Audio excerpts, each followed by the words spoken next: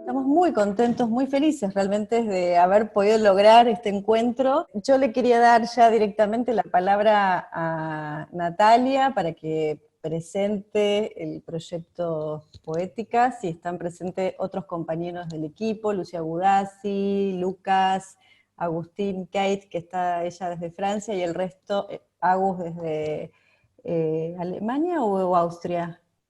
Austria.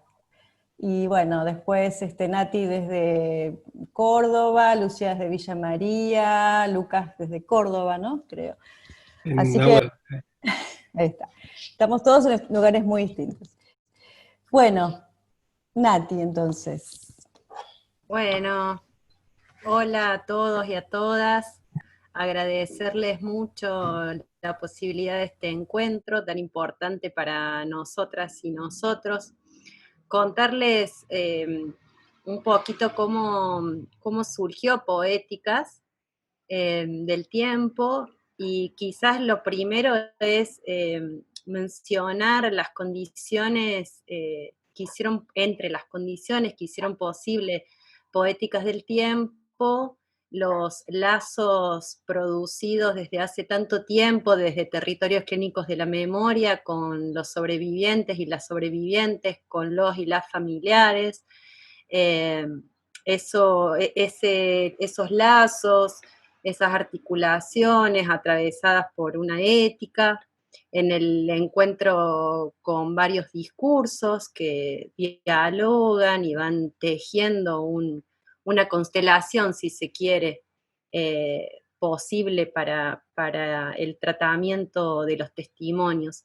Y Poéticas sigue siendo un espacio incipiente, abierto, incesante también, podríamos decir, que fuimos pensando y construyendo en relación a las derivas de la transmisión, a partir del encuentro con algunos objetos, algunas cartas, fotografías, testimonios que generosamente familiares de ex detenidos desaparecidos, de exiliados y sobrevivientes nos compartieron para poder trabajar y pensar algo en orden a la transmisión y el tratamiento del testimonio.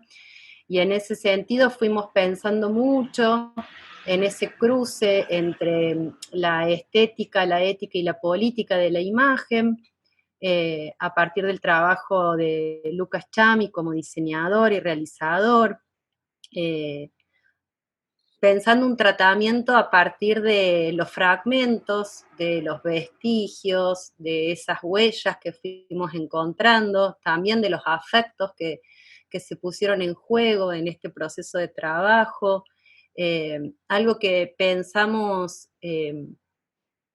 particularmente como trazas o trazos de memorias con los que pensar algunas preguntas que desde el presente podemos hacerle al pasado, a ese espacio común con mayúsculas, digamos, en el que vamos construyendo las memorias a partir de los legados históricos, de las herencias. Ese es un lugar, podemos decir, en el que insistimos mucho, el de los legados históricos, y en la respuesta y la responsabilidad frente a esos legados, rescatando particularmente la dimensión subjetiva y las implicancias que tiene, en el caso por caso, el tratamiento de esos testimonios y la transmisión.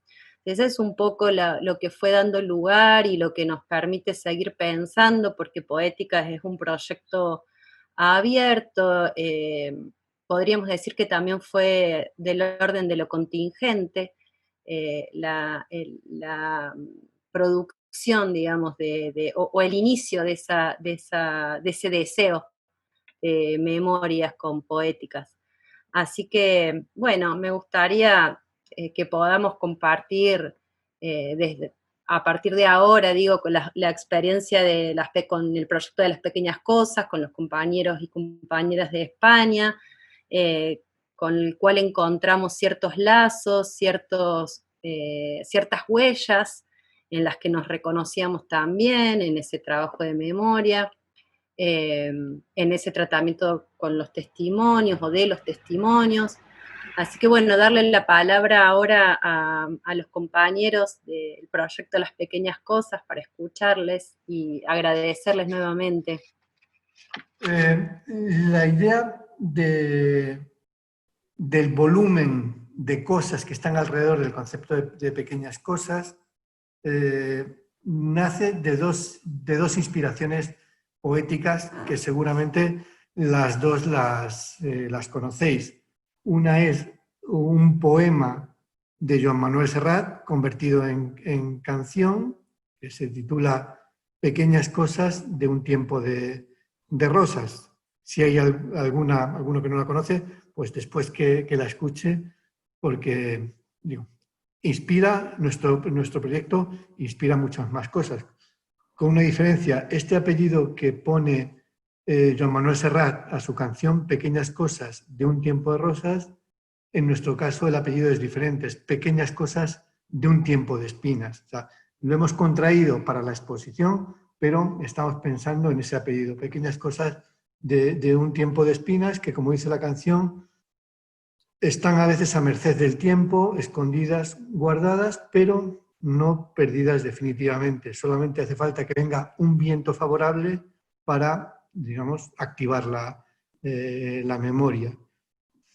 La otra inspiración poética es un poema de León Felipe, que se titula Como tú, un poeta español exiliado en México después de la Guerra Civil Española. Este poema, Como tú, tiene como protagonista una pequeña piedra, como tú, piedra pequeña, como tú, piedra ligera. Una piedra, protagonista del poema, que no sirve ni para ser piedra de un palacio, ni piedra de una audiencia, ni piedra de un edificio suntuoso. Solamente sirve para ser piedra de una pequeña onda. Y estas dos inspiraciones poéticas están detrás de nuestra idea de usar pequeñas cosas que hemos recogido en nuestro trabajo de campo, que no han tenido proyección pública, que no han tenido eco social porque han estado guardadas, escondidas en el interior de una casa, en el interior de un armario y en el interior de una caja dentro de ese armario, pero que, digamos, en conversaciones convergentes, emotivas y recíprocamente significativas de nosotros como investigadores y de gente que tiene estas pequeñas cosas ocultas, pues bueno, pues decidimos que es un momento bueno para sacarlas a la luz y poder ser conscientes de que una pequeña cosa en diálogo, digamos, recíproco, emotivo, convergente y significativo, puede ser una gran voz. Esa es la idea de fondo. Cómo lo pequeño se puede dar lugar a un discurso grande, fuerte, potente y que además sea bien recibido por gentes, digamos, que no están siempre necesariamente acostumbradas a recibir el impacto de una gran obra, digamos, de la presencia de las voces en grandes medios, en grandes...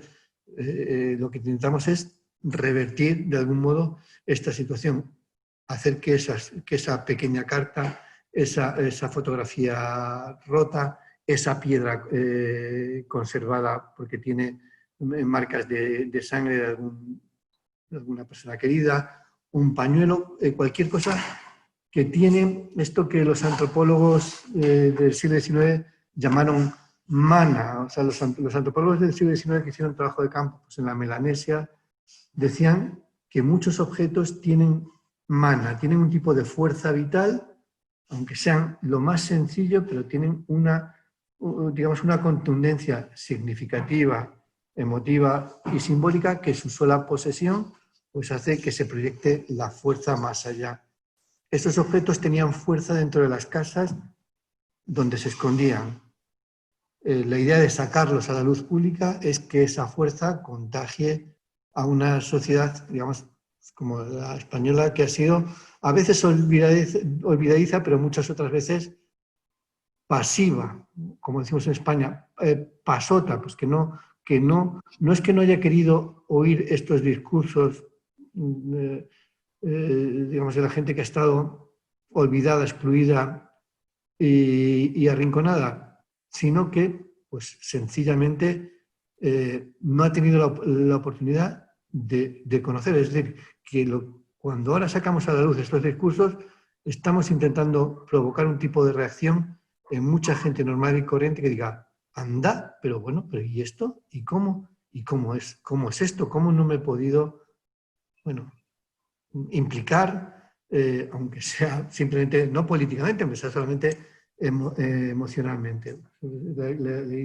La otra idea de fondo es que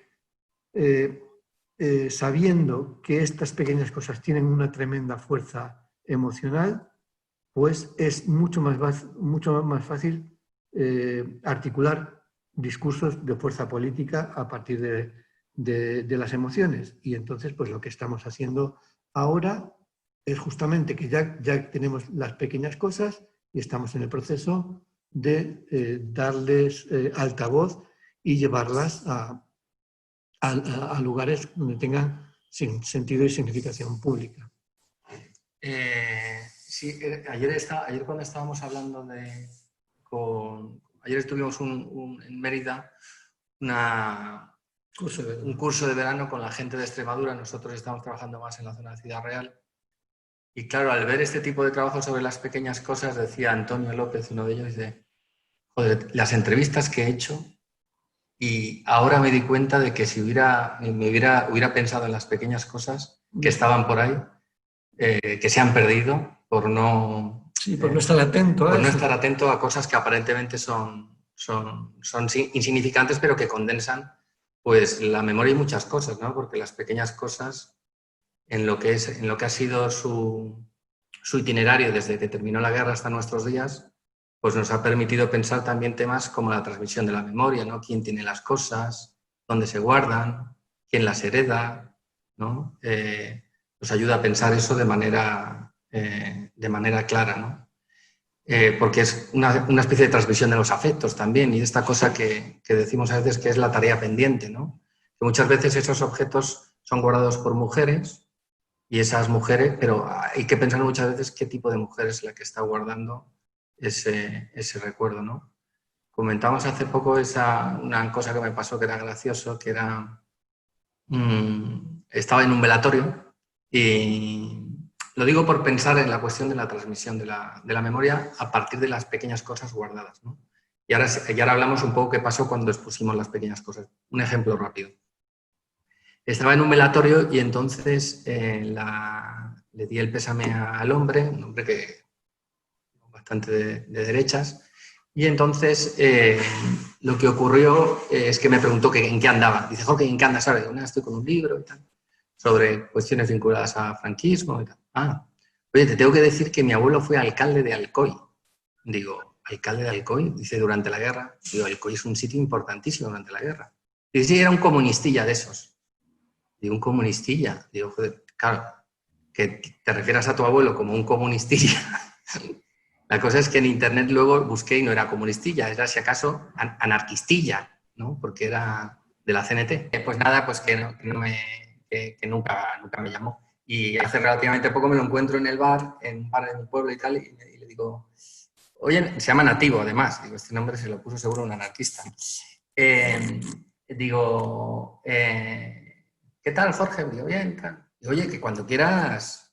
él además no es de mi pueblo, o sea, yo lo conozco solo a él.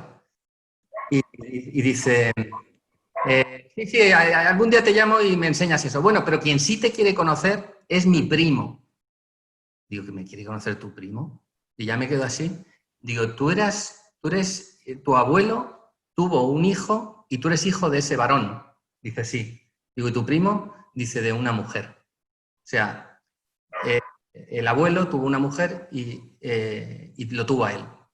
Esta cuestión de la transmisión femenina, es decir, que la memoria está transitando por unos lugares y no por otros, que tienen que ver donde finalmente van a acabar las pequeñas cosas, ¿no? Que son esas mujeres que tienen de alguna manera o que han heredado esa cuestión que tiene que ver con la tarea pendiente, ¿no?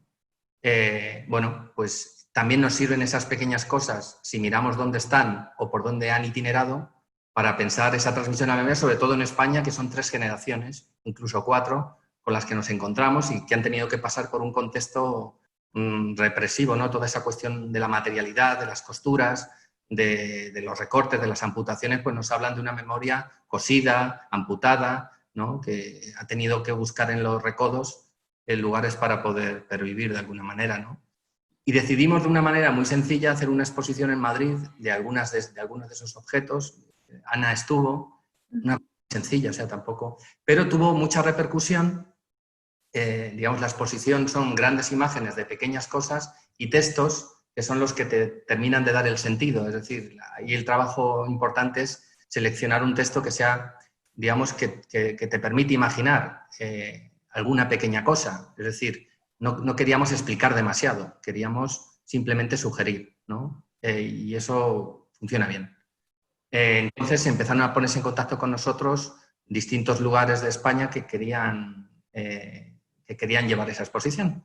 Entonces, aprovechando el tirón, pues dijimos, pues convertimos esta exposición en una exposición itinerante, intentando que, digamos, que en aquellos lugares donde vaya, los objetos físicos que estén sean los objetos del lugar, ¿no?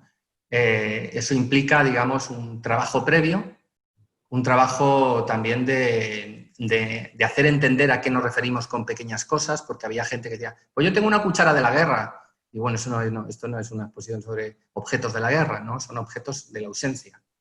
Y entonces, pues, hicimos un formulario y, por ejemplo, Santiago de Compostela el Museo del Pueblo Gallego fue de los primeros que quiso, pues hablamos con ellos, hablamos con la asociación de memoria que estaba allí y pues se hizo un llamamiento y se consiguieron objetos.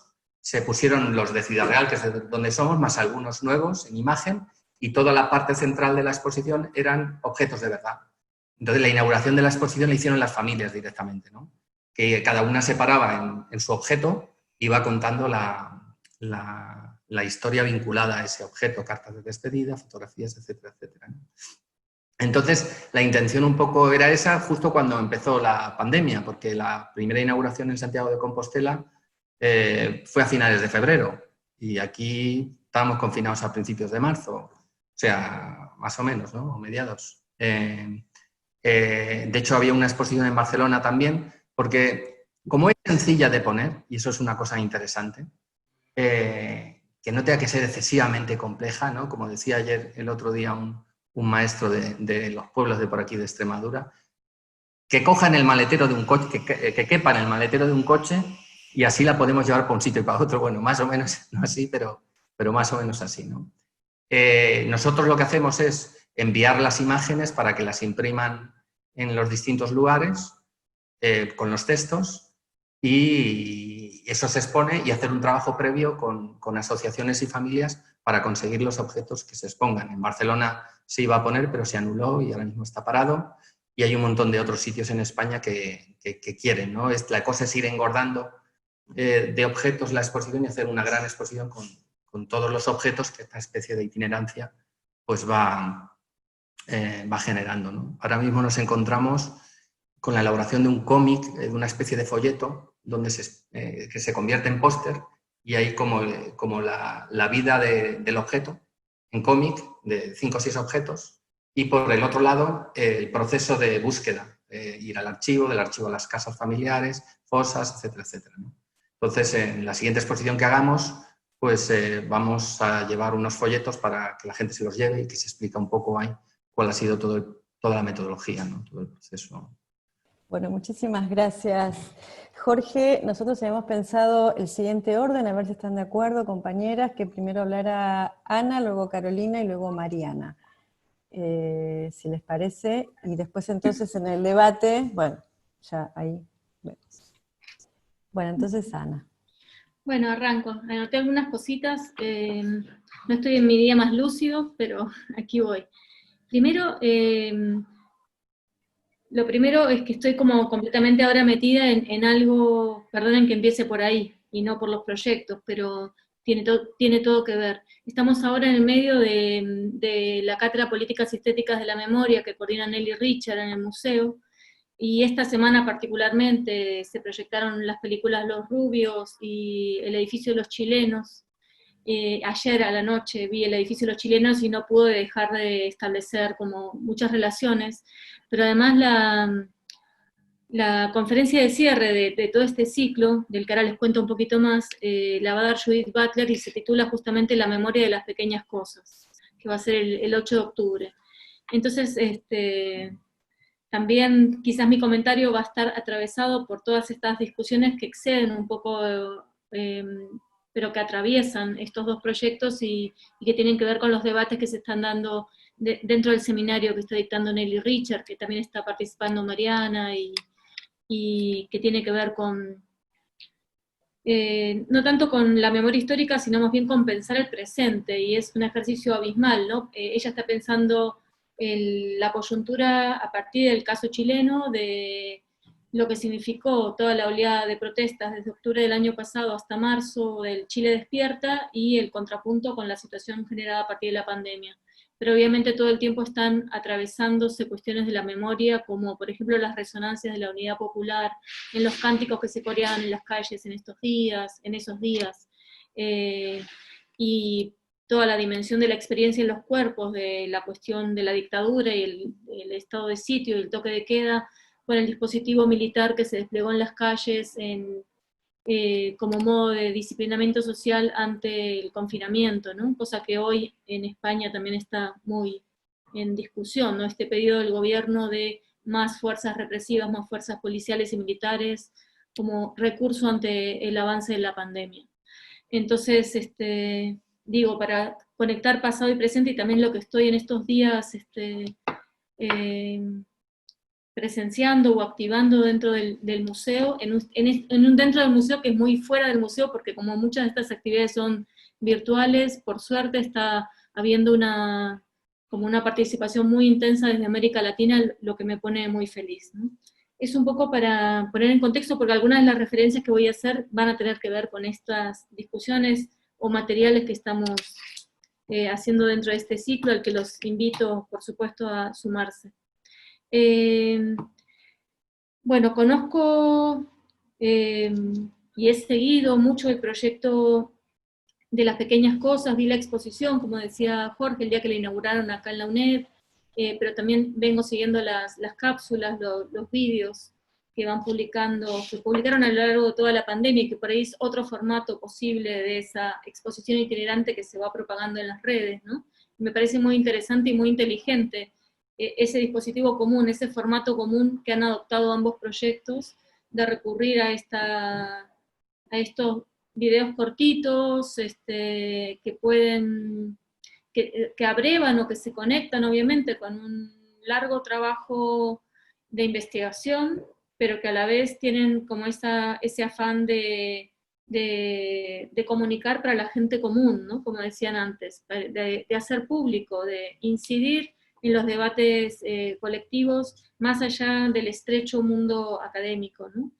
Y creo que ahí hay algo súper interesante que tienen en común también, que es esa conexión, que no es exclusiva de estos dos proyectos, pero sí que me parece muy interesante destacar e historiar, que tiene que ver con la conexión entre activismo en derechos humanos y investigación universitaria.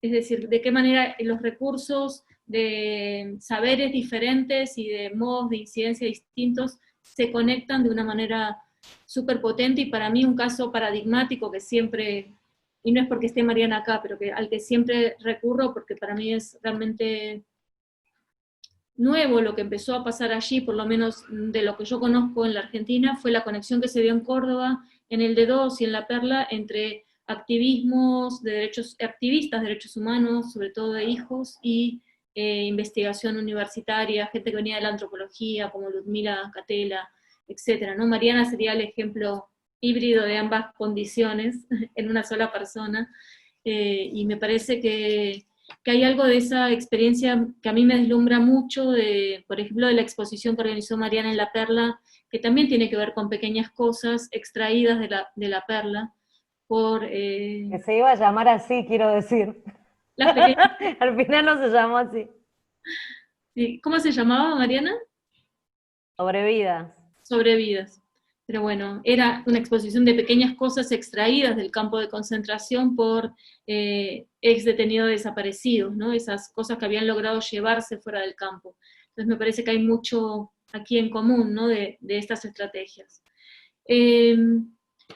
Entonces tienen en común, por un lado, esos formatos, esas conexiones entre, digamos, lo que habitualmente en el mundo académico llamamos tristemente lo académico y lo divulgativo, palabras que yo eludiría, por supuesto, absolutamente, pero digo para entendernos rápido. Y también me parece que tienen algunas diferencias, y por ahí está bueno también plantearlas o indagar en ellas, ¿no? Por un lado hay una diferencia obvia que tiene que ver con los distintos contextos de memoria histórica en un país y en el otro, un contexto y en el otro, ¿no? Esto que Jorge decía, 3, 4 generaciones, son tiempos distintos, dictaduras que duraron tiempos distintos, que produjeron efectos diferentes, más allá obviamente de las cuestiones en común que sí tienen, ¿no? Y creo que la gran diferencia está sobre todo en cómo, esto que decía Julián, ¿no? Cómo la memoria en España sigue estando escondida, sigue siendo una memoria encajonada, secreta, que con mucha dificultad se hace pública poco a poco, habiendo pasado tanto tiempo, y en cambio en la Argentina siempre el uso de esas pequeñas cosas tuvo una dimensión personal, pero también colectiva, simultánea, ¿no? No demoró, no tuvo ese largo tiempo, ese interregno entre su condición personal y su dimensión pública. Pienso, por ejemplo, en el temprano uso de las fotografías extraídas de álbumes familiares en las marchas de derechos humanos aún en tiempos de dictadura, ¿no? Eso, por ejemplo, ese tipo de temporalidades paralelas y conectadas, ¿no? Me gustó mucho eso que dijo Julián del maná, ¿no? De la fuerza vital de los objetos, y que es capaz de irradiar una energía que no solo percibimos los que sabemos que porta ese objeto, sino también puede irradiar más allá, ¿no?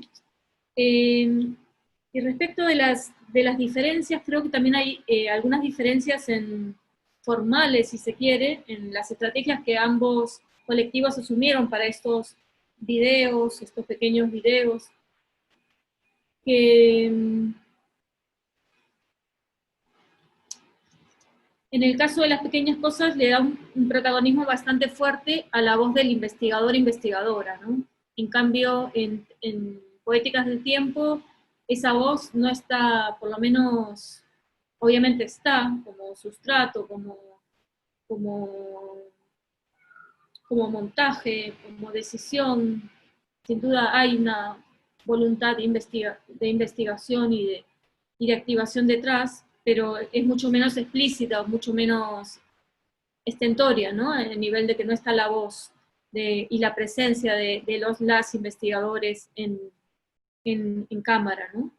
Pero sí aparece la voz, y eso me llamó la atención y era una pregunta también al proyecto TECME, a Poéticas del Tiempo, que a partir de cierto momento aparece la voz. Primero eran vídeos que solamente tenían un elemento musical y el documento escrito, la fotografía, el material audio, digamos, visual, y luego a partir de Eugenia, Griselda, Emilce, aparece la voz, ¿no? Aparece la voz, y a veces la voz por lo que vi, no condice con lo que se está contando en las imágenes, sino que instala otra temporalidad, instala otro momento, y eso a veces, por lo menos en una primera percepción, dificultaba un poco seguir ambas cosas a la vez. O sea, hay un cierto, o sea, como espectadora diría dos cosas, que por ahí le daría más tiempo a las imágenes para que se puedan leer mejor los documentos escritos.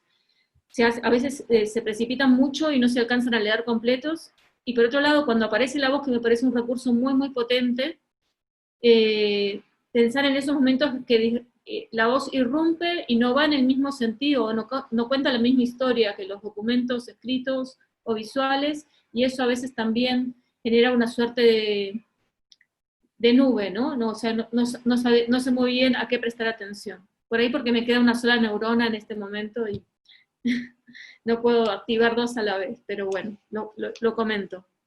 Me interesó mucho cómo aparece también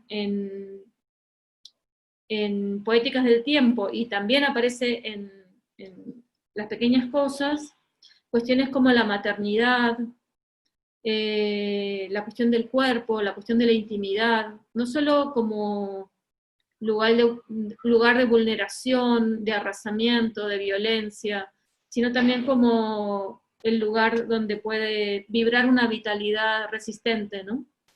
Otro modo de sobrevivir. Y eso me parece que habla del maná, ¿no? De lo que hablaba antes Julián. Bueno, para ir cerrando, creo que lo último, a ver.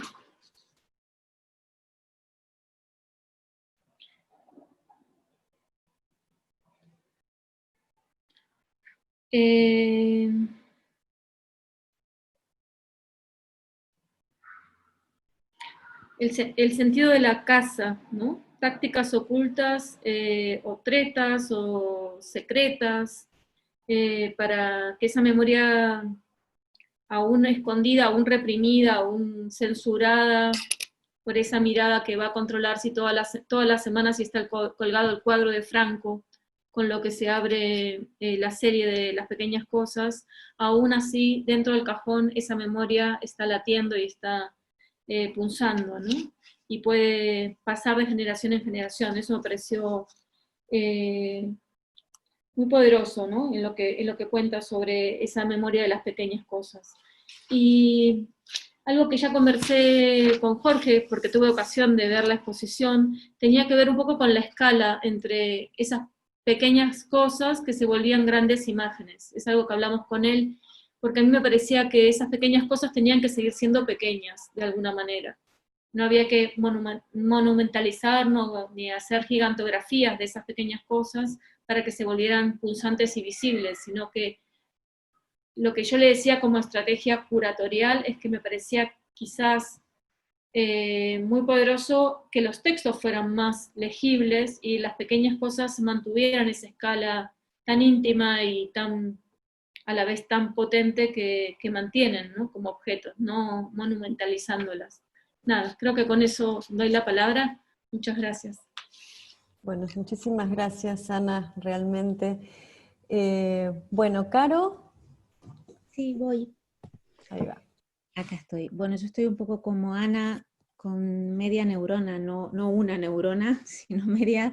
Además llevo 2 días de estrés, porque estamos medio confinados con mi hijo, que ha dado positivo un compañerito en la escuela, y bueno, no sé si voy a poder hilar algunas ideas. Tenía acá algunas notas también, porque además, en este caso, me he tomado la invitación de Fabiana, más que para hablar en tanto que investigadora o en tanto que académica, más bien para contar la historia de mi objeto, que aparece en la exposición de Poéticas del Tiempo, ¿no? Que es esa fotografía de mi padre y las cartas y los poemas también que ustedes eligieron, ¿no? Para hacer el pequeño video este. En realidad la historia que quería contarles no es tanto de las cartas y de los poemas, sino de la fotografía, de la propia fotografía, porque en sí misma esa fotografía no es solo una fotografía de carnet, sino que es una pequeña cosa en sí, y que he traído además el lugar donde salió. Le conté un poco a Natalia y a Fabiana en su momento la historia, ¿no?, de esta fotografía. Esta fotografía apareció a finales de los años 90 en un diario, en un periódico de Tucumán. Me lo mandó mi abuela, el periódico, lo tengo acá y ahora les voy a enseñar algunas imágenes, porque fue una cosa muy extraña que a la redacción del periódico mandaron una caja anónima que pertenecía a, bueno, a una persona que supuestamente había pertenecido bueno, había sido capucha, creo, y llega esa caja con un montón de objetos, con documentos, con fotografías. Algunas fotografías son realmente impactantes porque aparecen cuerpos muertos, torturados, y también fotografías de personas desaparecidas o de presos políticos. En esa caja aparece la fotografía de mi papá, que es la que ustedes eligen, ¿no?, para Poéticas del Tiempo. Lo tengo acá porque además lo tengo. Este es el diario, ¿no?, donde, no sé si lo consiguen ver, donde aparecen las fotografías. Esta es como la panorámica de todo lo que venía en esa cajita. La foto de mi padre está ahí, creo que la pueden ver. Además pone su nombre, pone Orlando Luis Meloni, Facultad de Medicina. Y bueno, junto a otras personas, ¿no?, detenidas, desaparecidas. Algunas sí pone que son desaparecidos, y hay otras fotografías, como les decía, mucho más impactantes o siniestras, como por ejemplo estas de acá. No sé si lo pueden ver, ¿no? Bueno, y fue todo un archivo extraído al horror, ¿no? Porque de repente se encontraron todas este material, bueno, que va a ser parte de la justicia, y luego se utilizaron en juicios y en megacausas de Tucumán, pero bueno, de repente ver en un periódico de tirada nacional la fotografía de tu padre, bueno, ya supone toda una historia extraída de ese archivo clandestino, siniestro de la propia dictadura, ¿no?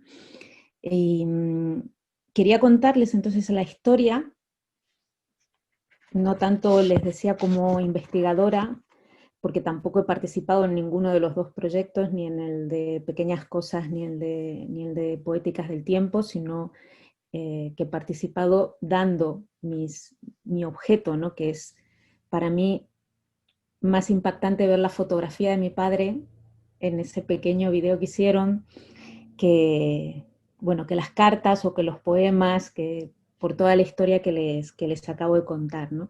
Y si algo me queda, ¿no?, o si algo quería rescatar de todos esos puntos que las compañeras nos enviaron para pensar o para intentar pensar juntos y juntas hoy, para mí es la potencialidad política que tienen todos estos objetos, ¿no? Tanto los de España como los de Argentina, aunque bien han señalado tanto Ana como Jorge, que efectivamente, pertenecen a historias y a contextos distintos, pero para mí tienen una carga, ¿no?, y una agencia política que no deja de ser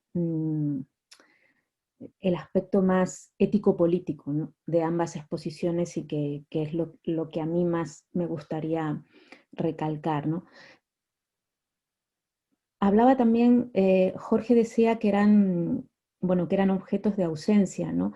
Sí, igual también por mi experiencia personal, pero al ver los dos proyectos, para mí son objetos absolutamente espectrales, ¿no? Son como objetos que nos están mirando, que nos increpan de alguna manera, ¿no? Esas fotografías, cartas, cajas de cigarrillos, piedras, ¿no? Hay creo que un pequeño video de Pequeñas Cosas de unas piedras, que de alguna manera han dejado de ser objetos, han dejado de ser utensilios que usamos a diario, ¿no? para poner en juego un mundo, una memoria, ¿no? Y para hacer visible una verdad, ¿no? En el caso de la fotografía que les acabo de contar, es más que evidente, ¿no? Y cuando estaba preparando estas notas, pensaba en la fotografía de mi padre, pensaba en muchos de los objetos que aparecen en ambos proyectos, ¿no? No dejaban de recordarme, no sé si se acuerdan, bueno, sí que es bastante conocido el cuadro ese, pero no dejaba de pensar, al pensar yo misma en estos objetos, en ese famoso, ¿no?, cuadro de Van Gogh de los zapatos de la campesina, que es analizado tan magistralmente después por Heidegger, ¿no? En el artículo este de Heidegger, El origen de la obra de arte, donde habla de esos zapatos, como esos zapatos de alguna manera ponen en juego un mundo, ¿no? Y vemos unos zapatos, unos simples zapatos, que hay una descripción preciosa de Heidegger de esos zapatos, que podemos ver hasta el cansancio de la campesina ahí, ¿no? El barro que acumulan esos zapatos, los cordoncitos rotos de los zapatos, ¿no? Y podemos imaginar, bueno, una jornada de trabajo de esa mujer, y cómo ese barro que ha ido quedando en los zapatos de alguna manera nos están poniendo delante una verdad, ¿no? Una verdad, un mundo, ¿no? Y es lo que yo he experimentado con estas pequeñas cosas y con estos pequeños objetos, ¿no?, que realmente nos traen un mundo por detrás. Muchas veces un mundo siniestro, muchas en todos ellos un mundo bastante doloroso, pero como les decía, o sea, son objetos cotidianos, ¿no?, que de alguna manera nos están increpando éticamente y políticamente, ¿no? Y no dejaba de preguntarme, ¿no?, cuando veía tanto el diario que les quería enseñar hoy, que hacía un montón de tiempo que no lo sacaba de mi propia cajita de pequeñas cosas, pero lo quería traer. Bueno, qué verdad, ¿no?, laten todos estos objetos que ustedes han rescatado, ¿no? Y en esas fotos, en esas cartas, en esas, bueno, piedras que decía antes, ¿no?, con esos colores amarillentos como tiene el diario este que he traído, ¿no?, en esa especie de mirada, tanto de las personas que realmente nos miran desde esas fotografías, o de los propios objetos que nos están mirando desde el pasado, ¿no? ¿Qué es lo que traen por detrás, ¿no? Para mí son una especie, como decía Benjamin, de imágenes dialécticas, ¿no? Esas imágenes en las que la historia y la memoria de alguna manera están emergiendo, están relampagueando, ¿no? Son imágenes, objetos que nos están convocando, impidiéndonos de alguna manera caer, ¿no?, en esa especie de letargo o de apatía, del no mirar o del olvido tanto del pasado como de nuestro propio presente, ¿no? Me ha gustado mucho, ¿no?, que Ana también hiciera esa referencia no solo al pasado, sino también al presente, y cómo esos objetos nos ayudan también a pensar nuestro propio presente, ¿no? Y en ese sentido podríamos estas imágenes o estos pequeños objetos, ¿no?, tratarlos como una especie de ojo, ¿no?, de ojo de la historia o de testimonio, que para mí generan una fuerza epidérmica brutal, ¿no?, en el espectador, en quien está asistiendo a esa exposición, ¿no?, y que nos hacen no solo participar de ese mundo que ese objeto trae cargado, como esos zapatitos, ¿no?, de la campesina de Van Gogh, sino de alguna manera también partícipes de lo inefable, ¿no?, o de ese horror que traen contenidos, ¿no? Y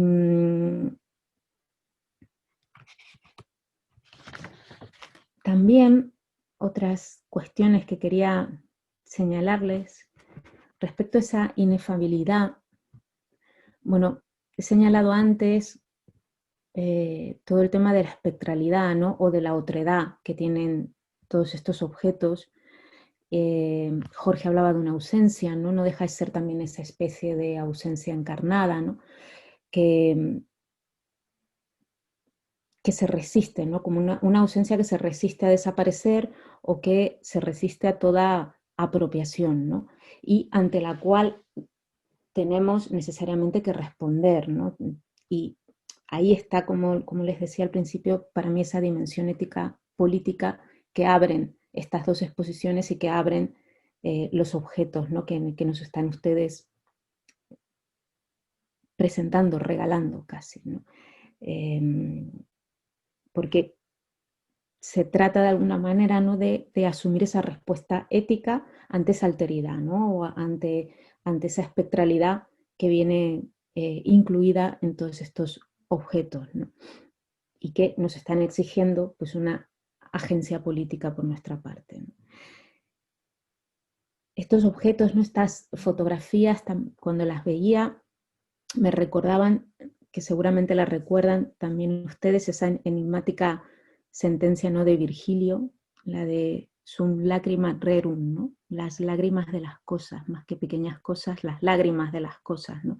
Las heridas o las historias dolientes que contienen todos estos objetos y fotos, ¿no? Y que de alguna manera también para mí llevan en su seno nuestras propias heridas y nuestras propias lágrimas, ¿no?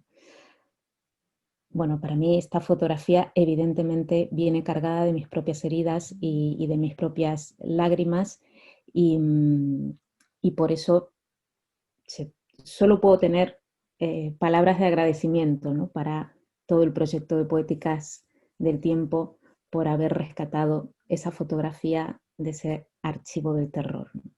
Bueno, no hablo más. Bueno, muchísimas gracias, Carolina. Muchas gracias. Mariana, entonces. Yo voy a decir lo mismo que las chicas, la dispersión es el signo de los días, así que espero la dispersión y la cabeza un poco saturada, espero poder hacer una exposición más o menos ordenada, porque entre lo que había preparado y lo que fui anotando a partir de lo que iba escuchando, tengo un esquema un poco caótico de lo que quería decir. Bueno, estos dos proyectos yo los conozco desde lugares distintos, desde también realidades distintas y haber vivido en los dos países, entonces las resonancias que tienen para mí son particulares, ¿no? Pero quiero decir de que son muy conmovedoras en los dos casos, ¿no? Aunque sean dos países, dos procesos diferentes, es algo que bueno, que siempre me interpela desde un lugar no solamente profesional, ¿no? Sino que tiene una resonancia un poco personal y singular también en mi historia cada una de estas intervenciones, que vengo siguiendo, ¿no? En los dos casos. Para mí han sido cómo llego yo a eso, dos productos de la pandemia, sobre todo, ¿no? Que hace que tengamos lo que antes era acceso a una muestra o alguna cosa así, lo accedamos por medio de internet, bueno, que también sería digno de analizar en algún momento, no creo poder hacerlo ahora, pero qué tipo de partícipes somos de esos procesos de memoria en estos formatos, ¿no? Que de por sí tienen una longitud más corta, una implicancia corporal distinta, ¿no?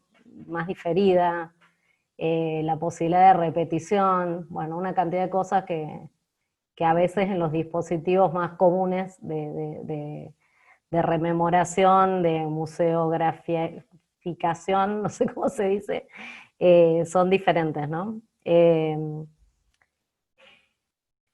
Voy a ir por las cosas en común y después por las diferencias entre los dos proyectos, ¿no? Me parece que los dos proyectos lo que tienen en común, que bueno, un poco lo dijeron, ¿no? En las presentaciones, es partir de fragmentos, ¿no? De cosas pequeñas, de trazos, de huellas, ¿no? De personas desaparecidas y reaparecidas también, ¿no? Porque hablamos de la ausencia, pero también hablamos del retorno, ¿no? De esas personas, y creo que es algo que hay que empezar a pensar, ¿no? No solamente la desaparición, sino la reaparición o la aparición, como algo con efectos fuertes y duraderos también. Cuando hablamos de esto de lo espectral, por ejemplo, ¿no? De de qué implica que algo que desapareció reaparezca, ¿no? Y cómo vuelve eso, ¿no? No me voy a olvidar nunca de una sobreviviente que hablaba que quería comunicarse con sus familiares, ni bien la liberaron del campo, y decía, ¿cómo les voy a explicar que este cuerpo que parece más o menos el mismo, no es el mío? ¿No? Hay como ahí cuestiones desencajadas en esos fragmentos, ¿no?, que se ven en los dos proyectos, que se intuyen, ¿no? Y tienen una resonancia inquietante, y me parece interesante también eso, ¿no? Porque conservan algo de lo inquietante de la experiencia original. Después, pensando que las dos cosas, ¿no? Tanto un proyecto que se basa más en cosas, ¿no? En cositas, en pequeñas cosas, pero también sobre documentos, y el otro más sobre documentos y fotografías, pensar en que todas esos soportes de memoria son materialidades, ¿no? Y ahí pienso en Albax, y la importancia que dice Albax ya antes del Holocausto, ¿no? Pobre Albax terminó en un campo de concentración también en Alemania nazi, que tienen las cosas materiales para recordar, y en eso a mí me encanta lo del mana y la magia también del original, ¿no? O sea, qué es lo que tienen esas pequeñísimas cosas, ¿no? Que están cargadas de algo que es energía social, diría todos los teóricos del mana, y que también en términos artísticos se puede relacionar con lo que habla Benjamin del aura, ¿no? ¿Qué nos pasa en esta cuestión de la transmisión cuando contemplamos el original o incluso la copia del original, ¿no? Pero sigue siendo una cosa auténtica cuando se trata de algo que desapareció antes, ¿no? Sobre todo si eso que desapareció sigue desaparecido, ¿no? Creo que las cosas materiales en estas situaciones adquieren la importancia que adquieren justamente porque lo que pasó fue privarnos de algo material, ¿no? De algo material, o sea, algo material como el cuerpo, y algo muy singular como el ser humano, ¿no? Entonces me parece que el ser humano no tiene copias. Bueno, todo lo de los clones viene como a vulnerar un poco eso, ¿no? Pero por eso es tan aterrador el tema de los clones. El ser humano no tiene copia, ¿no? Entonces, sus rastros, ¿no? Estas cuestiones vienen un poco a suplantar eso único que existió y que no está entre nosotros. Está en algún lugar, pero no está entre nosotros, ¿no? No son grandes narrativas, ¿no? Además, el siglo XX nos pone frente a eso, no son las grandes narrativas, son las narrativas pequeñas, silenciadas, singulares, las que vienen en estos microarchivos o microcolecciones de cosas guardadas por las familias para contarnos la tragedia. Y en eso también vuelvo a la cuestión del mana y la circulación y la teoría antropológica, también eso es lo que le da el valor, ¿no? Porque es algo que prohibido, resistido, tiene una circulación familiar. En el caso de España es increíble, porque son muchos años que esas cosas pasaran de mano en mano y siguieran en un cajón, a lo mejor sumando alguna cosa de las labores de la generación siguiente, ¿no? Pero hay una cuestión de la persistencia y del ganar valor en la circulación, que ahora sin duda lo ponen todavía más de relieve haciendo esto en internet o haciendo una exposición itinerante, que es algo a destacar, ¿no? Cómo pasó eso de mano en mano y cómo resiste al tiempo, ¿no?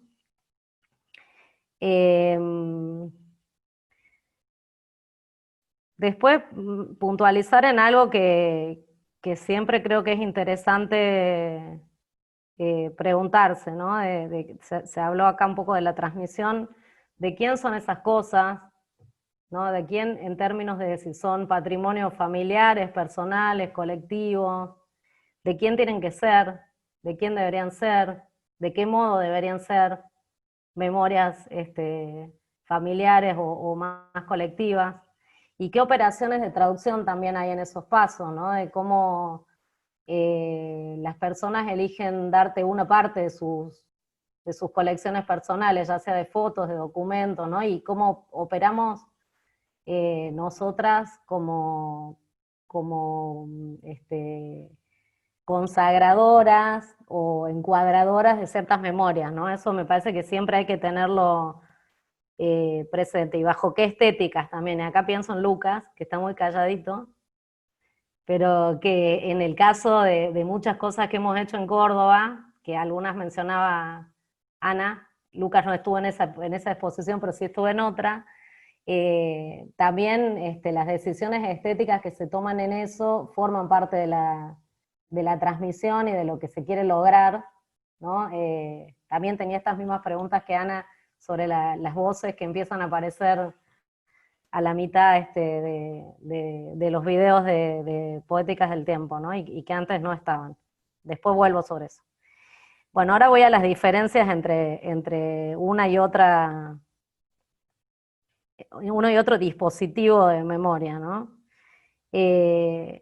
A mí lo que me saltaba viéndolos a los dos al mismo tiempo, entre ayer y hoy, era que las pequeñas cosas, por más que están relatadas, ¿no? Los objetos siempre me dan una sensación mucho más silenciosa. Está, de hecho, la cámara fija, digamos, en un lugar sobre el objeto, se difumina, desaparece, pero está fijo ahí, y está la persona fija también hablando, ¿no? La voz de un tercero que necesariamente aparece, a veces es un familiar. Eso sí eché un poco en falta saber, a ustedes los conozco, digamos, ¿no? Pero a algunos que no conocía, saber quiénes eran, ¿no? Y algunas personas me dijeron son los mismos familiares de esas personas que hablan, ¿no? ¿Qué implica asumir la voz de esa persona, ¿no? En uno y en otro proyecto.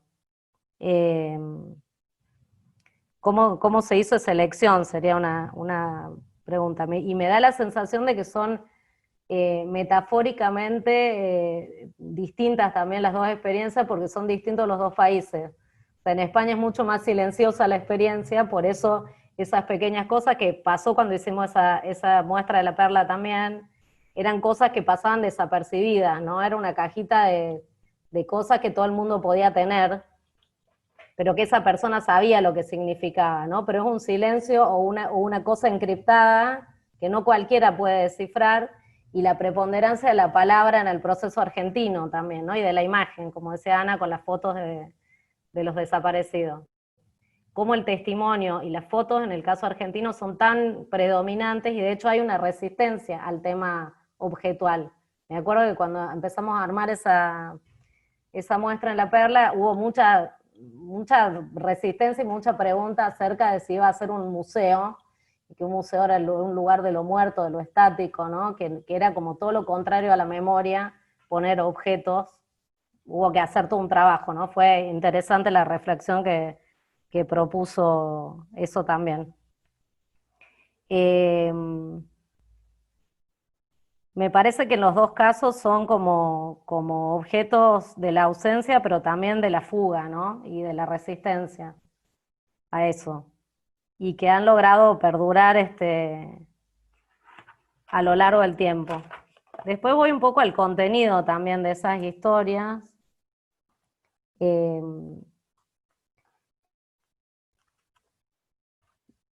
Y cómo eso puede resonar, o cómo resuena en la transmisión de que opera en estos dispositivos, ¿no? Hay como cosas que son muy conscientes en esa transmisión, que son muy obvias quizá cuando uno la escucha, y hay otras que son muy inconscientes y que pasan por nuestros cuerpos y no nos damos cuenta, como por ejemplo esta cuestión de los cánticos, ¿no? Y la identificación corporal que implica empezar a cantar algo y saber lo que hay que seguir cantando, o estas cosas que decía recién que parecen re insignificantes y tienen toda una historia atrás, cuando esa historia se revela, como cualquier persona se puede sentir identificada con un boleto de lotería, con una etiqueta de cigarrillo donde uno escribe algo por detrás, o con una foto familiar, como hay un montón en Poéticas del Tiempo también, ¿no? Y algo que me llamaba un montón la atención, que fue me dio risa en la exposición de Jorge, es que este tema de los nombres también es algo que pasa desapercibido, salvo que uno pueda desencriptar esa información, ¿no? Que eso también está en una de de las historias de las pequeñas cosas, ¿no? Cómo se suplantaron los nombres. Yo recién ahí me di cuenta, escuchando eso, por qué tanto nombre de santo, y por qué la costumbre de festejar el santo en España, ¿no? Yo pensé que era solamente por el catolicismo arraigado español, pero ahí me enteré que hubo un trabajo del franquismo en afianzar eso, ¿no? Y en borrar todos esos otros linajes familiares que sin embargo no se borran tampoco, porque ¿cómo es que se llama este hombre que decía? ¿No era Florian? Floreal, no, Floreal es uno de los nombres, pero no era ese nombre, ¿cómo se llama? Germinal, germinal. Germinal, claro, con ese nombre es como mi Mariana Eva, ¿viste? Me ponen nací en la clandestinidad, pero me ponen ese nombre o sea, no hay forma, no resiste una clandestinidad un nombre de eso. Pero es mucho más llamativo en el caso español de que tantas generaciones después, la costumbre de continuar el linaje con nombres de abuelos o ese tipo de cosas, haya vuelto a reflotar los nombres anarquistas censurados 4 generaciones atrás, ¿no? Es mucho tiempo. Siempre se habla de que España es un país muy negador. Yo creo que España ha tenido muy, muy malas políticas de la memoria o ha tenido políticas de olvido, pero tiene una resistencia muy grande, muy, muy grande a esas políticas de olvido. En los nombres, en guardar cosas, generación tras generación, mudanza tras mudanza, se podrían haber perdido esas cajas. Y no se perdieron. O podría no llamarse de esa manera la gente, ¿no?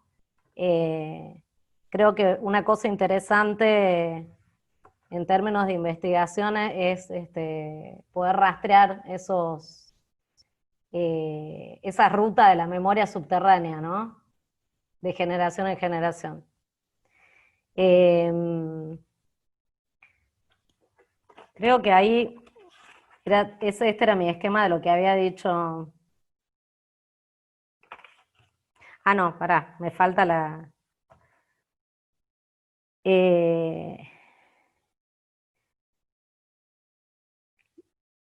de poéticas del tiempo, ¿no? Que me son más familiares en formato, en algún punto. Había 2 o 3 cosas que también quería preguntar más que nada, ¿no? Una era las elecciones estas un poco estéticas o narrativas de poner música en algunos y voces en otro. Lo de las voces es una pregunta más general, ¿no? Si hay que apelar a una transmisión silenciosa de algunas cosas o conviene poner voces, ¿no? Y qué implica para el que habla y quién es el que habla o la que habla, digamos, cómo se elige esas personas, que además en general no hay un crédito después que diga quién está hablando.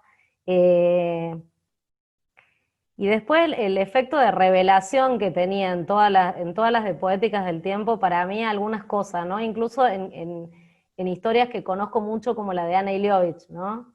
Del sentido que tiene ese documento para esa persona también, ¿no? Ese trazo que incluso ellos mismos hicieron en algún momento, ¿no? Eso con el tiempo va teniendo como otro significado que me parece que aparece ahí de una manera muy sutil y que es muy interesante también para ir viendo el valor que va adquiriendo con el tiempo eso, ¿no?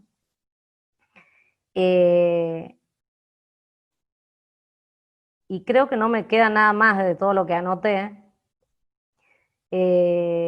pero sí un poco esa necesidad de hacer de esa cosa tan inacible, ¿no? tan espectral en un punto de lo que desaparece o de lo que quieren hacer desaparecer una marca, me parece que se repite una y otra vez, ¿no? Tanto en las acciones anteriores que tuvieron esas personas en la conservación o en la transmisión, como en estos emprendimientos y dispositivos que ideamos, ¿no? para transmitir esos relatos que nos llegan.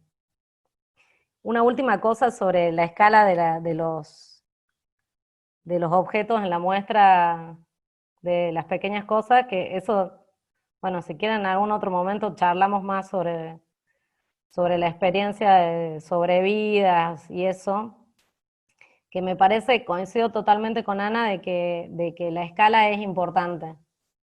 Y la escala, la pequeñez en la escala es muy importante, porque justamente es como la medida de lo que hizo que eso sobreviviera, ¿no? Algo que se podía meter debajo del suelo o abajo de una cama o esconder en un ropero, ¿no?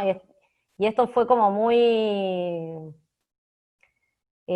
patente en esa muestra que armamos, ¿no? Eran cosas sacadas del centro clandestino y evidentemente muy pocas cosas de esas eran grandes, eran todas cosas muy, muy pequeñas que cabían en general en el bolsillo, ¿no? Y que ellos habían tenido todo el tiempo metido en el bolsillo o cubriendo el cuerpo, ¿no? Esa era la otra modalidad, ¿no? Un saco, una manta. Pero que son cosas que van casi a escala humana, digamos, ¿no? Y de vuelta me parece que le hace justicia dejarlas pequeñas, porque son, y vuelvo al principio de lo que dije, la expresión de esa de singularidad y de esa pequeña narrativa, ¿no? De cómo sobrevivió la cosa, haciendo una pequeña cosa. No un monumento enorme, no las grandes narrativas de la historia de las que estamos acostumbrados a participar, ¿no? Creo que si se conserva la escala tiene ese sentido disruptivo y también se potencia este otro efecto que tiene la narración como contrapunto, ¿no? O sea, una cosa muy chiquitita así tiene una historia gigante por atrás y lo que importa en algún punto es la historia, más que la cosa. La cosa es algo que todo el mundo tiene, ¿no? Una foto, un costurero, una carta, ¿no? Bueno, eso. Bueno, Espero no haberme liado mucho. Bueno, ahora igual podemos retomar algunas cosas. Muchas gracias, Mariana. Y hay ya algunas preguntas, ¿no?, de las intervenciones dirigidas a ambos proyectos. Entonces, no sé si, digamos, pensé que Jorge estaba Jorge, ¿estás levantando la mano? Sí, sí, sí. Uno para decir que estoy aquí en Cáceres, en mitad de... Me han abierto por aquí una sala, no sé si me van a echar en breves, pero resisto de momento como una pequeña cosa aquí metido. Y el internet se va y se viene. Espero que se esté grabando todo, porque algunas cosas de repente me voy, me vengo y digo, joder, se está grabando, ¿no? Sí, se está grabando y les vamos a mandar a todos. Sí, sí, sí, así que no te preocupes. Así que por ahí podés empezar vos entonces, como estás. Venga, vale. Okay. Lo de la pequeñez estoy totalmente de acuerdo. De hecho, estaba pensando que la final fueran, incluso pensar que uno tuviera que asomarse en alguna cosa para mirar la pequeña... Sí, hay que darle vueltas a eso. Sin embargo, me acordaba con lo que decía Carolina, y de lo que también has dicho tú, Mariana, que el cambio de lugar implica una transformación del objeto, siempre es así, ¿no? Yo recuerdo la misma sensación que describe Carolina cuando en mi pueblo pusimos en grande, en una conferencia, las fotos de los desaparecidos, ¿no? O de la gente que, no solo desaparecidos, digamos, de los marginados, de los orillados, ¿no? Y claro, para la familia ver por primera vez la imagen de alguien que ha sido desaparecido, orillado, etcétera, en grande, en un salón público así, pues fue pues lo mejor. O sea, más allá de cualquier cosa que pudiéramos contar, lo más importante era que ellos estaban viendo a su padre con el grupo, ¿no? Así gigante, ¿no? Pero bueno, con relación a la selección, pues hemos sido los investigadores esta vez lo que queríamos hablar. Muchas veces en los documentales que hacemos es la voz de la familia. Ha sido todo el equipo de investigadores, incluyendo nuevos investigadores de otras zonas, incluyendo a gente que nos está ayudando en otros lugares. O sea, han sido más el papel de los investigadores, que no son, en nuestro caso, solo del mundo universitario. Hay maestros, hay profesores, hay gente que se dedica a esto, digamos, voluntariamente. O sea, nuestro equipo es en ese sentido muy diverso, ¿no? Dentro del ámbito universitario estamos 4 o 5 de un equipo de 12 personas aproximadamente, ¿no? La selección, se ha pensado mucho en la narrativa en estos vídeos, una narrativa, si quieres, a veces de ir guardando información hasta poco a poco dosificar la información, o sea, una narrativa casi policíaca en algún punto, ¿no? para que el relato tenga... O sea, está como muy pensado, con un... está muy pensado el relato en ese sentido, ¿no? Contarlo muy despacio y que haya algo que te vaya empujando en ese relato hacia el final, ¿no? Como una revelación en un punto. Yo quería plantear una cosa o sea, ¿qué pasa cuando los objetos que uno muestra llaman a otros objetos contrarios, ¿no? ¿Qué pasa cuando aquí no hubo una marcha o la marcha, digamos, esas mujeres que en esos casos, que en Argentina constituyeron marchas, aquí no fue posible?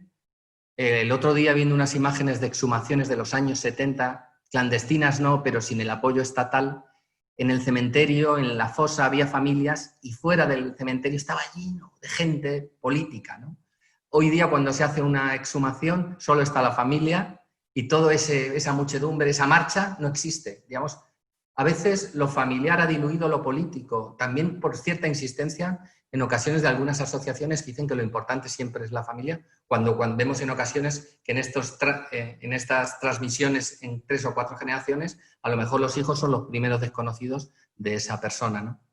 Pero ¿qué pasa cuando unos objetos llaman a otros objetos, a objetos contrarios? Es decir, aquí hay una cuestión vinculada a la familia que tiene que ver con el honor, más allá a veces de lo político, es decir, se ha dañado el honor familiar y ese honor hay que restituirlo.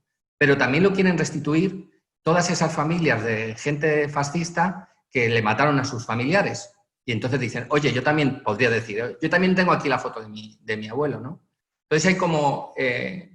y nosotros, por ejemplo, que estamos investigando en Ciudad Real, ahora de repente sale un libro de un familiar, en el fondo, aunque vaya de historiador, pero que en el fondo lo que parece rezumar en el fondo es que estoy restituyendo un honor que, digamos, que la democracia de alguna manera me ha orillado ahora a mí. Es decir, a mí también me mataron un familiar fascista, lo dicen así, claro, y, digamos, pero sacan libros, otro tipo de objetos también, que vienen a intentar luchar contra estas pequeñas cosas, ¿no? Entonces, bueno, ¿qué pasa cuando lo familiar no revierte en lo político en una marcha y llama a que salgan también del armario esos otros objetos que en un punto también piden algo vinculado al honor, ¿no? Que es el honor de esas otras familias, ¿no? Lo estaba pensando, según estaba escuchando, como problemática también aquí en el caso español, ¿no? Que no sé si es un poco diferente del caso argentino, ¿no? Acá también pasa, ¿eh? También. Sí, no es que no pasa. Igual no sé si es para contestar en este momento, pero en todo caso sigamos con las preguntas y después charlamos. Claro, podemos retomarlo porque había, bueno, no sé si quieren los compañeros de Poéticas tomar la palabra para algunas preguntas que fueron dirigidas al proyecto.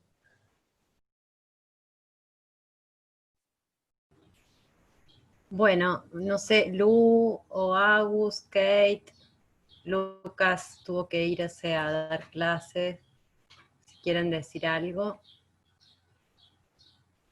Sí, yo quería agradecer a Carolina, a Mariana, a Luis y bueno, a Ana, por supuesto, por las intervenciones primero. Me resonó mucho algunas cosas que planteó Carolina, especialmente, y las preguntas que nos hacía, la interpelación también de cómo ella se había interpelado frente a ver en movimiento la foto o verla en un registro audiovisual y la potencia que eso tiene, ¿no? Entonces, estaba pensando también en eso que mencionó Ana, esa acotación frente a la intervención que se hace, ¿no? Del objeto. Hay varios proyectos que están andando en este momento en el mundo en torno a los objetos. Por ejemplo, con Colombia hay un ejercicio que se llama Arqueologías Vivas del Exilio y se están trabajando a través de fotos y de materialidades que los exiliados tienen en el exterior, y bueno, hay un montón de ejercicios muy potentes que también son pues pequeños, grandes, bueno, y también esas intervenciones en términos de lo que implica modificar o transformar el objeto a partir de una representación o un ejercicio estético, también lo que implica el efecto que tiene en el sujeto, ¿no? En las personas que entregan y confían en ese objeto, ¿no? Entonces, me parece un gesto muy amoroso, realmente es un gesto de confianza, el entregar algo tan íntimo para hacer un ejercicio, sea el que sea artístico, estético, político, es realmente, y bueno, Carolina, tú que lo hiciste y que entregaste esa foto, pues realmente es muy amoroso de tu parte y para nosotros realmente fue muy potente y nos interpelaba mucho cada vez que circulaba, que Lucas, que Nata, bueno, que iban como impulsando y por supuesto Fabiana impulsando esa propuesta, pero era muy interpelador saber que lo que podía estar moviendo en el otro, ¿no? Entonces, pues quería como pues agradecerte que lo mencionaras y quizás si querías comentar algo un poco cómo fue esa decisión también de entregar y de decir, bueno, trabajen sobre esta foto tan importante también para mi historia. Eso. No, las gracias las doy yo a ustedes, desde luego. En realidad la cosa surgió, bueno, por la invitación de Fabiana. Fabiana me escribió y cuando mencionabas, Caterina, el tema del trabajo en objetos de exilio, es un trabajo que yo también hice con otras dos colegas, que hicimos un trabajo precisamente en nuestros objetos de exilio, ¿no? Exilio e infancia. Conocí a Fabiana gracias a, bueno, a través de ese trabajo, ¿no? Bueno, que ella fue a una de las presentaciones en Buenos Aires que hicimos, y a partir de ahí, bueno, Fabiana me escribió, me comentó lo del proyecto, que en un principio iba a ser en Madrid, ¿se acuerdan? Antes de todo este desastre. Sí. Teníamos hasta el lugar ya para hacerlo, ¿no? Y eran fotografías no, fue por las que yo publiqué unas cartas de mi padre en Facebook que a Fabiana le gustaron, sí. Claro, no fue la historia de la fotografía, es verdad. Ahora lo voy reconstruyendo. Fueron primero las cartas y los poemas de mi padre, y Fabiana me dijo de si estaba dispuesta a ceder las cartas. Yo le dije que sí, que evidentemente que quería que se publicaran y que formaran parte del proyecto. Y ahí ustedes me pidieron una foto. Y tengo muy pocas fotos de mi padre. Y esta concretamente, a pesar de la historia que tiene por detrás, me pone que tengo conexión, me escuchan bien, ¿no? Porque me pone conexión en internet inestable. Sí, se escucha, se escucha. Sí, a pesar de la historia que tiene por detrás, es una foto de mi padre que me gusta mucho, porque además siempre me gustó de esa fotografía su mirada, ¿no? Que es una mirada bastante desafiante. Mira directamente a la cámara. Bueno, es una fotografía que imagino que él se haría para renovar el DNI o para algún trámite administrativo, porque es la típica fotografía argentina, que además antes, no sé si se sigue haciendo eso, pero antes te ponían en la comisaría una chaqueta que se ponía todo el mundo, ¿no? Como un traje, y él sale con una especie de traje, que mi padre nunca usaba traje, entonces seguro que era una chaqueta prestada en comisaría. Y me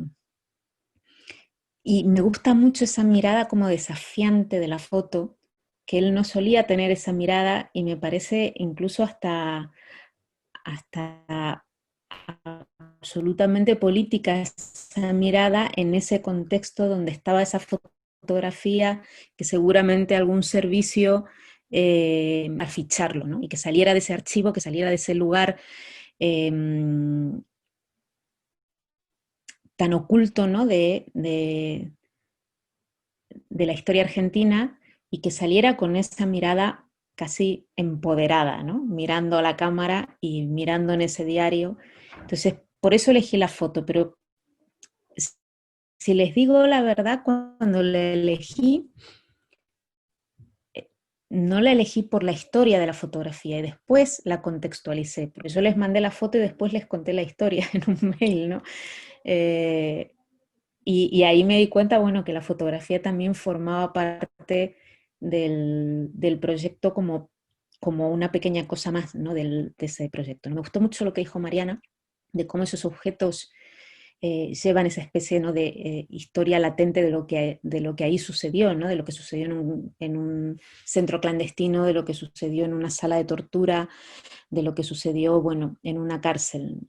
Y a pesar de todo, a pesar de tener ese diario en mi armario, a pesar de saber la historia de la fotografía, creo que hasta que no les mandé la foto, no, que decía que me había gustado, o sea, que esa es un poco la historia de la fotografía y que de alguna manera, a pesar de durante tantos años tener esa fotografía, tener el diario en mi armario, tener la historia de la fotografía por detrás, no fui consciente de todo el mundo que traía aparejado esa fotografía hasta que no formó parte del proyecto de ustedes, ¿no? Cuando, o sea, elegí la foto casi de una manera inconsciente, porque me gusta esa foto, porque me parece que sale muy lindo mi padre ahí, pero realmente cobró materialidad la historia que tiene por detrás la foto cuando la inserté en el proyecto, ¿no? Que, bueno, la insertaron ustedes, si lo vi. A mí me parece... Muchísimas gracias. A mí justamente estaba recordando a partir de esta intervención de Caro, digamos, y para articular con las preguntas que surgieron respecto de la voz, que me parece muy importante retomar, y quería ver si ahora con Nati lo podemos contar un poquito más en detalle. Pero es verdad que también, así como este encuentro de hoy se fue tejiendo un poco a raíz de que, bueno, con Caro tuvimos este intercambio, ella nos puso en contacto con el proyecto de Jorge, y después fueron surgiendo, bueno, con todos ustedes tenemos un vínculo de hace muchos años por distintas vías, y nos leemos, nos conocemos, nos sabemos, digamos, de por dónde andamos. Yo... en relación a un poco, así como surge lo de Caro, bueno, encontramos algo del trazo o traza de la letra de la poesía del papá de Caro, y luego lo de la foto vino a posteriori, y después pasaron un montón de cosas, como que nosotros, a raíz de este encuentro y estos comentarios, hasta la misma Caro nos preguntaba a nosotros informaciones de los centros clandestinos donde estaba su padre, porque hasta este encuentro ella no lo sabía. Es decir, que se sigue produciendo todo el tiempo a partir... Vos tocás un lugar acá y siempre es lo que no se sabe, ¿no? Y entonces en esa cuestión de lo que no se sabe y del efecto retroactivo, nos pasó con muchos de estas historias. En principio quería aclarar que todas las voces son de las personas que, o sea, los sobrevivientes, es decir, las personas que hablan están leyendo algo que ellos escribieron o algo que ellos dicen sobre sus propios objetos, ¿no? Pero que también ocurrió esto, y me imagino, a partir de lo que decía Ana, me quedé pensando, ese desfasaje entre lo que dice la voz y el objeto que aparece, también fue parte del encuentro con el objeto de esa persona, y que al pedirle el objeto, en realidad ella o ellos decían, no, pero bueno, pero yo quiero este otro objeto. Y entró en la escena el otro objeto que tiene que ver con lo actual, pero una temporalidad totalmente lógica, es decir, y no cronológica, porque se superponían esas temporalidades, esos relatos estaban atravesados por lo que, sí, había disparado el encuentro con ese objeto, pero que ahora tenía que estar entonces releyendo el anterior. Entonces, a mí me parece que esto fue un poco lo que empezó a suceder, y que... claro, trataba de pensar en las intervenciones que hacían tanto Mariana como Ana en relación a esto de la voz, que es muy potente. Además son las voces de quienes estuvieron en aquella escena. Entonces yo creo que sí, que tiene una potencia inaudita, digamos eso, pero que, por ejemplo, en el caso de Emilce Moller, cuando nosotros nos enteramos de que no solamente era el relato de lo que ya había sucedido, sino que estaban las cartas, digamos, que le habían llegado a ella cuando digamos, la pasan del centro clandestino al Poder Ejecutivo y para la cárcel, y que ella estaba con un novio en ese momento, 17 años, y no podían ingresar las cartas del novio, sino que el padre era el único que podía escribir. Entonces el padre le cede al novio el lugar y las cartas las escribe el novio, pero las firma el padre. Y esas cartas ellas las tenía, y ella, mientras estábamos hablando de lo que habíamos acordado, ella dijo, pero yo tengo estas cartas. Y entonces nosotros dijimos, bueno, esas cartas tienen que estar, porque en realidad ella, en el momento en que dice, voy a hablar de esto, digamos, bueno, se le impuso de alguna manera ese recuerdo, es decir, es un poco la misma reconstrucción de los testimonios, ¿no? Cada vez que uno empieza a hablar de una cosa, digamos, en relación a esto. Empiezas a hablar de esto y en realidad finalmente lo que se impone puede ser eso o puede ser otra cosa.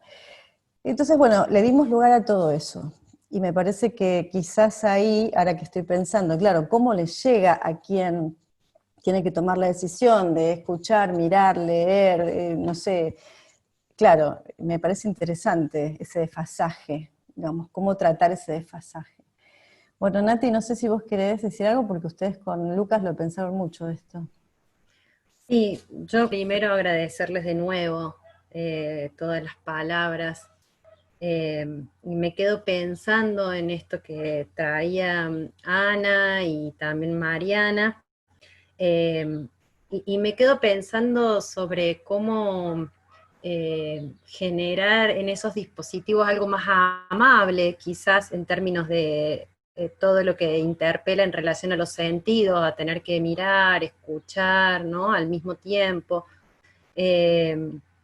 Quizás también fue la experiencia, veníamos trabajando mucho con la noción bartesiana de palimpsesto y pensando en estas, también en relación a las memorias como un palimpsesto, en esta cantidad de huellas o de huellas que se encontraban superpuestas y que se iban generando condiciones distintas para mirarlas, para legibilizarlas o visibilizarlas. Y entonces empezamos a encontrarnos en ese lazo con los sobrevivientes y las sobrevivientes o las familiares, con diferentes materialidades significantes que las fuimos como, en ese encuentro las fuimos incluso pensando como capas, ¿no? Como un hojaldrado, digamos. De pronto había una cantidad de cosas que también veníamos pensando en torno a la alegoría y el montaje de Benjamin, cómo poder producir un tratamiento por la vía del montaje. Y los primeros, como decía, rescataba Ana y Mariana, los primeros asumieron una singularidad con algunas materialidades, por ejemplo, fotográficas o la escritura, y en un momento nos encontramos con textos que habían tenido otras condiciones de circulación, por ejemplo, una declaración testimonial en el marco de un juicio, o una escritura en un texto, en algún libro, y lo que le propusimos a los sobrevivientes fue, o a los familiares, fue elegir un fragmento de esas escrituras porque eran muy largas, eran, no sé, capítulos de libros, y en algunos casos nos sugirieron la posibilidad de leerlos, ¿no? De ponerle voz. Y lo pensamos mucho también en relación a la pulsión, ¿no? Al tratamiento pulsional, a lo invocante, a lo que implica poner la voz para decir algo. Así fue el caso de Eugenia, de Emilce. Después empezó a hacer una propuesta a los sobrevivientes o a los familiares, que podían escribirlo o podían narrarlo, poner la voz, ¿no? Oralmente.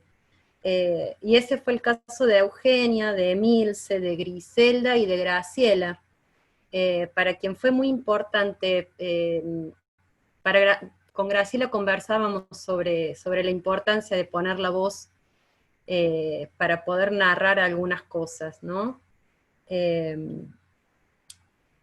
Pero bueno, ese fue un poco lo que motivó quizás el comienzo sin las voces y luego incluirlas a las voces. Fue algo que surgió de los propios hacedores de los fragmentos, ¿no?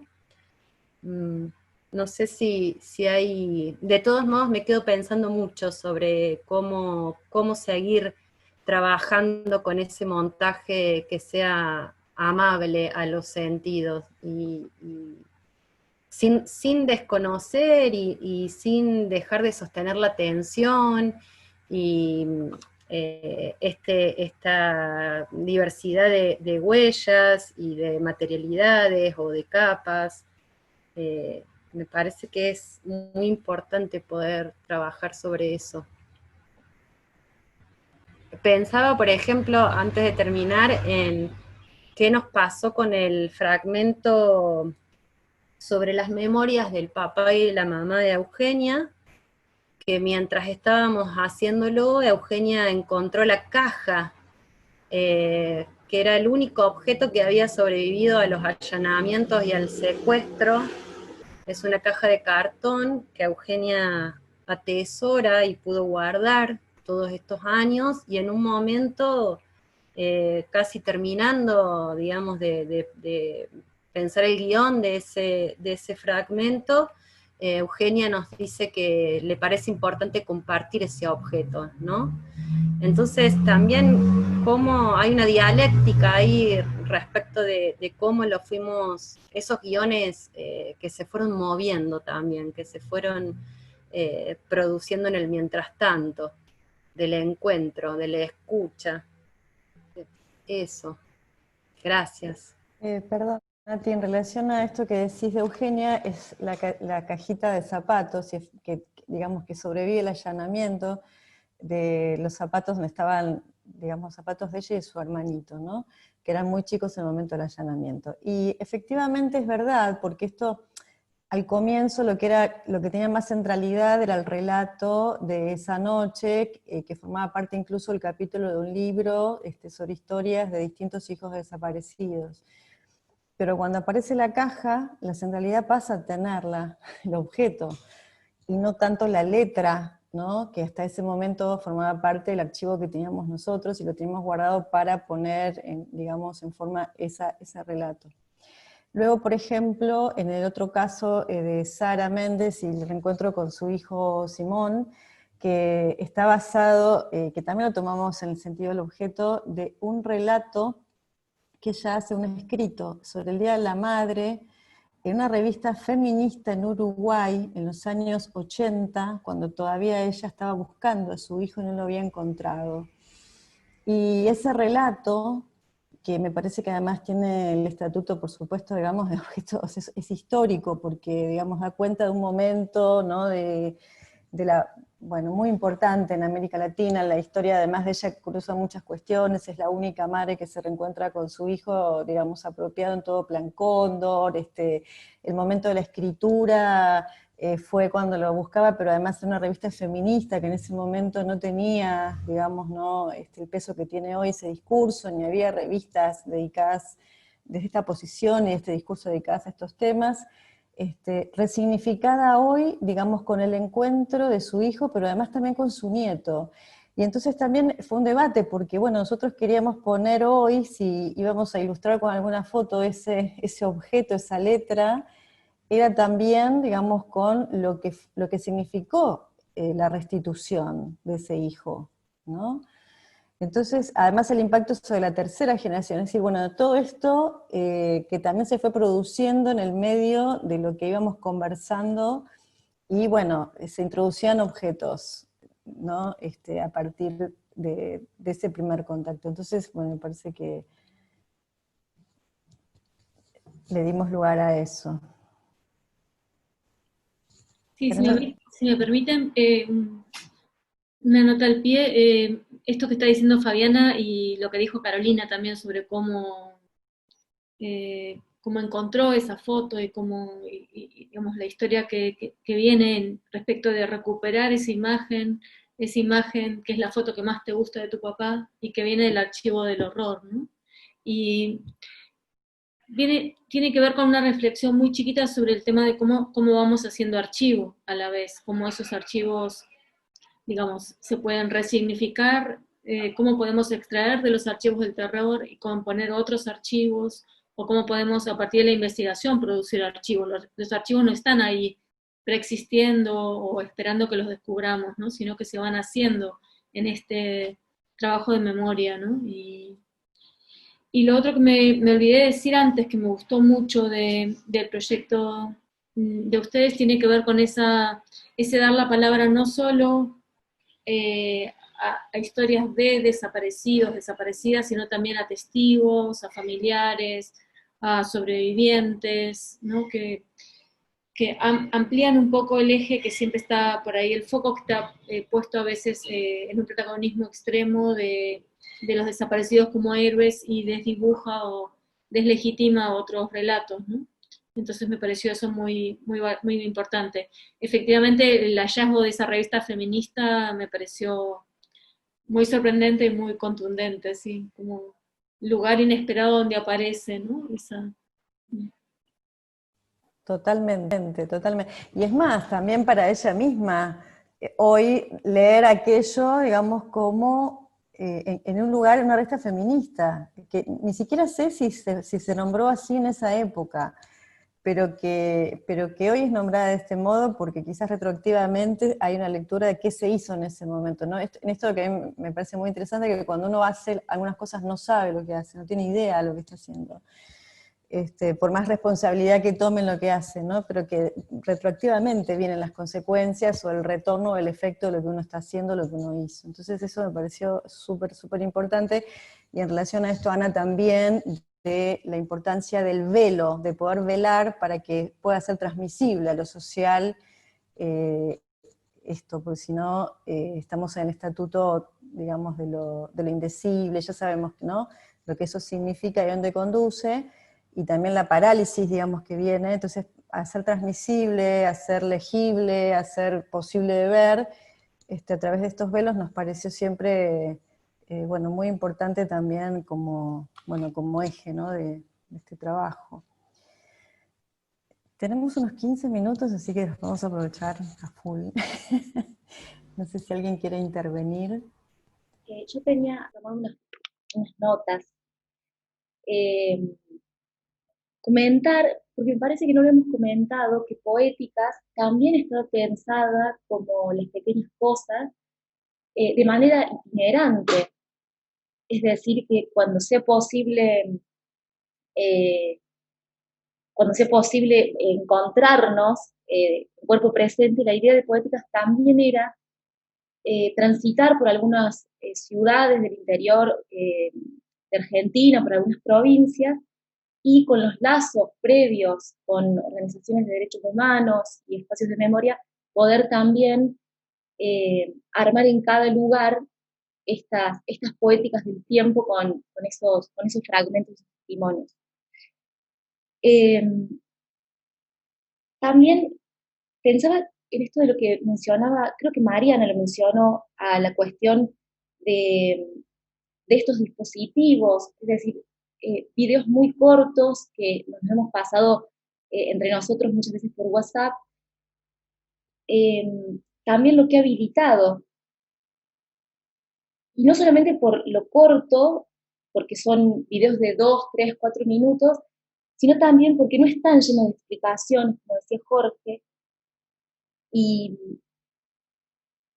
tienen, pero sin embargo sí dicen cosas, entonces le permite al espectador. Nosotros lo hemos circulado mucho a las pequeñas cosas y a poéticas del tiempo. En gente que no participa de organismos de derechos humanos, no participa de las universidades, de la academia, de estudios de memoria, pero me parece que estos videos se han vuelto muy transmisibles en ese punto. Logran tocar una sensibilidad. No dicen todo, no quieren explicar todo, pero vuelven sensible ese objeto o esos fragmentos que mencionan y sobre los cuales trabajan. Entonces, nada, nosotros esto lo hemos hablado mucho en Poéticas también, volver transmisible a otras personas, otras clases sociales, y personas que no están, que no son directamente movilizadas, que no les movilizan directamente estos temas. Bueno, esto ha podido circular por allí y tocar algo. Muchas gracias, Lu. No sé si alguien más quiere hacer un Sí, comentario. yo algo cortito. Está bueno eso que decía Lu al principio, porque un poco la idea empezó de, bueno, tenemos algunos objetos que después le empezamos a llamar tesoros, me acuerdo, en una conversación de WhatsApp, pero que tenía que ver con, o sea, tesoro en este sentido de lo que se guardaba y de los hallazgos que se iban produciendo a partir de mover y lo que conmovía, digamos, esos objetos para los familiares, para los sobrevivientes, etc. Y luego las convocatorias. Y digo, y al principio lo estábamos pensando cuando íbamos a hacer esto desde acá, desde Toulouse o Madrid, y después luego empezar a hacer las giras provinciales, digamos, o los recorridos. Al principio lo habíamos pensado mucho en la cuestión material, de cómo presentar. Me acuerdo así como varias conversaciones que teníamos, bueno, el acrílico, no sé, jugar con las sombras, con la luz. Digo, estábamos pensando, era como muy importante ese lugar que ya estaba en Madrid, y me acuerdo con Fabi viendo las fotos, y bueno, digo, como estaba pensado a la visualidad y a la materialidad de esa exposición que luego tuvo que migrar a algo, bueno, no digital, pero virtual. Eh, entonces, eso me parece re importante. Y otra cuestión que había mencionado Ana con respecto de la velocidad, era algo que también hemos conversado y en algún momento en esta de hacer lugar un poco a los distintos registros y a las distintas materialidades de estos testimonios archivos. La idea también era poder que en esos de 2 a 4 minutos, dependiendo de cada video, se pueda como, bueno, oyente, espectador, quien lo esté viendo y escuchando, poder tomarse el mínimo momento quizás de algún fragmento, de ese fragmento que llame la atención o que conmueva, poder detenerse, porque como son videos se puede, digamos, pausar. Apelamos como una cosa interactiva que a lo mejor no estaba explícita, pero que bueno, que a lo mejor está bueno para tener en cuenta si, por ejemplo, esta muestra en algún momento se hace más allá de la pantalla, digamos. Eso. En relación a esto de los tesoros es muy importante lo que marcaste, Agus, porque justamente nosotros los nombramos como objetos y a partir de que una hermana de un desaparecido me acercó su foto, la foto de su hermano, la única foto que tiene, me dijo, mirá que te estoy dando mi tesoro. Y ella lo instituyó de esa manera y por supuesto, digamos, además, me parece que es muy interesante que una cosa es nombrarlo como un objeto y otra cosa es nombrarlo como un tesoro. A tal punto que yo le dije, bueno, me podés mandar escaneada la foto, así no tenés que sacarla de tu casa. Me dijo, no, no es lo mismo, yo te quiero llevar la foto para que desde la foto, el original de la foto se haga, digamos, que ustedes lo hagan, que tenga el tratamiento que tenga que tener. Bueno, fue todo un operativo, ¿no?, organizado para que ella me traiga en mano la foto y finalmente sea desde allí y devolverlo y el tesoro. Es decir, todo esto que iba en juego no era simplemente, bueno, tengo la foto, te la mando por escáner, era todo una ceremonia, todo un rito en torno a que esa foto fuera a parar a este proyecto. Entonces, el Estatuto de Tesoro nos pareció digamos, también algo que estaba marcando una posición en relación a lo que significa, ¿no?, ofrecer ese objeto, el donarlo.